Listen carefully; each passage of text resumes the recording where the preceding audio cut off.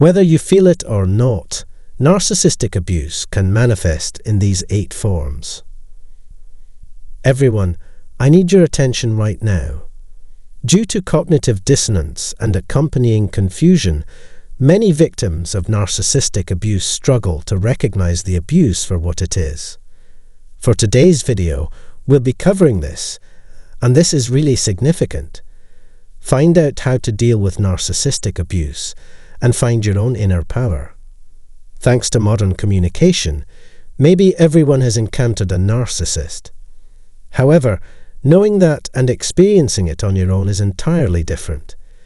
This is exactly what this video is all about. Husband, lover, family member, neighbour, acquaintance, or anybody else could be at risk. Thus, it's important to know the indications. Let's take a look at the 8 signs of narcissistic abuse right now. Number 1. Your partnership isn't normal at all. You only normalize it. There's no genuine care or love.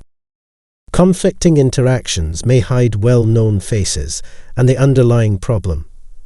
That's because a negative individual will never take responsibility for their actions, instead shifting the blame squarely in your direction. If someone has harmed you and they are unable to make amends, remember that as long as you are friends with them, they will likely continue to do so. They'll never own up to their wrongdoing, and will keep doing what we always have. There is no grey area between good and bad people. There is no way to change who they really are at their core. They lack the resources we possess to ensure our well-being, love, and contentment. You cannot alter their essential nature. Unfortunately, we can't give these folks what they need, a life filled with love, support, and purpose, because they don't have it. Second, you're always the one to clean up their mess. You might expect calamity to strike at any moment if you're dating a narcissist. It's common knowledge that narcissists have difficulties with empathy, accountability, and paying close enough attention to the details. They get ahead without giving much thought to the morality of their actions, since they are only concerned with satisfying their own egos and gaining public fame. It's likely that you'll lie, cover up, and even pay a fee for a loved one who commits this kind of behavior. If we use a gardening analogy, while you are busy watering their back lawn to keep it green, your own lawn is getting thirsty and will soon die. It's typical of narcissists to behave this way with the responsible, level-headed people they've invited into their lives. The only way to recover and start over while taking responsibility for our actions is to get away from toxic situations. So, let's move on to the next topic. Third, you have to put up with immaturity and change who you are to fit in. Narcissistic relationships are characterized by an exaggerated response to events that most people would brush off as unimportant. Because of their sense of entitlement, they want special treatment and become nasty when they don't get it. When did you last feel completely comfortable sharing your innermost thoughts and feelings with someone? But talking about the same thing with a narcissist might not be a good idea. Let me go into further detail. If they don't get their way, narcissists will always threaten to leave or even leave. A second time, you must go counter to your morals and principles to avert disaster. Fourth, you don't usually act this way, especially with your angry and squabbling outbursts. I can't stress the significance of this inquiry enough. You may ask yourself, is this really you? Generally speaking, how do you feel about this person? If you know that you have good listening skills, empathy, can keep conversations on topic, and get along with the vast majority of people, yet there's always that one person in your life who tends to bring out your worst, this may be why. This is the case whenever you experience an intrusion into your personal space. 5. You're making yourself dizzy with your endless, nonsensical, and circular arguments. When confronted, narcissists will accuse you of being disloyal, argue with you until you do something dishonorable, or make you feel as though you must constantly defend your honorable behavior. After all, if someone claims you lack integrity, love, and concern for others, are unfaithful, tell lies, put yourself first, or try to manipulate people for your personal advantage, you will be offended and will fight very hard to prove them mistaken. Narcissists could attempt to lure you into this deadly trap. Those who put an outsized emphasis on the opinions of others are more likely to engage in narcissistic conduct because they view their own morality, health, and security as dependent on the acts of others.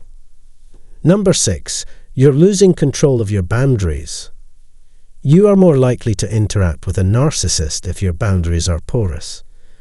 You know this person well. If you try to assert yourself or place limitations on their behavior, they respond negatively, often by criticizing, rejecting, leaving, or punishing you. Whether you realize it or not, you may be dealing with a narcissist. As a result, you try to lessen the emotional impact of the chaos in your mind. Having given up on trying to enforce your demands, you are now reduced to begging or pleading for your limits to be respected. The narcissist's inability to empathize or change will simply make your situation worse.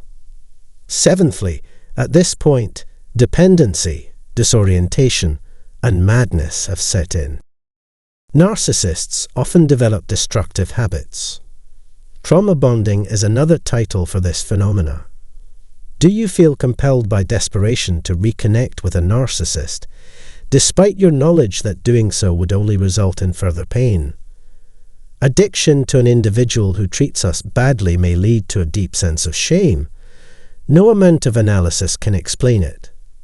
When we can no longer stop ourselves from doing things that will only cause more misery through logic, then the situation has reached a crisis point.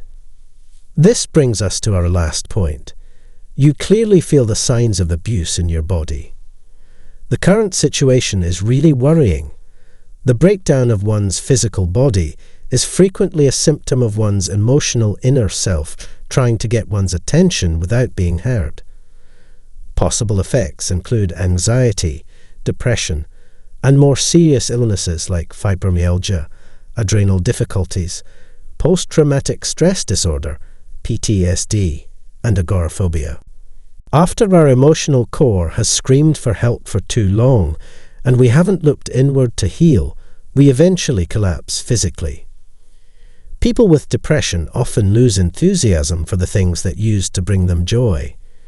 You may continue to withdraw from the world, lie to others, cover up, and feel even more alone in your dreadful feelings and symptoms as the toxic person in your life consumes more and more of your energy and focus. We need to be asking ourselves this right now. What level of decline would we have to see before we paid attention? An oblivious, self-absorbed person can be anyone. Those with a diagnosable personality disorder are not the only ones who can be narcissistic. A relationship is unhealthy for both people involved when one or both partners do not value or respect the other's feelings and morals. Before trying to alter another person's behavior, we should pause and declare, "This is who I am and what I require for us to continue." Many of our people have left, and if we continue, we risk losing even more. However, our best hope for survival is to escape. One way to achieve happiness, health, and genuine love is to go within and learn to accept and love oneself. How many of these warning flags are you already familiar with? What precautions will you take if it turns out to be the case? Feel free to ask any questions you may have about narcissistic abuse below.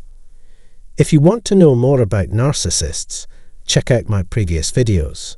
Best wishes for a wonderful day to you.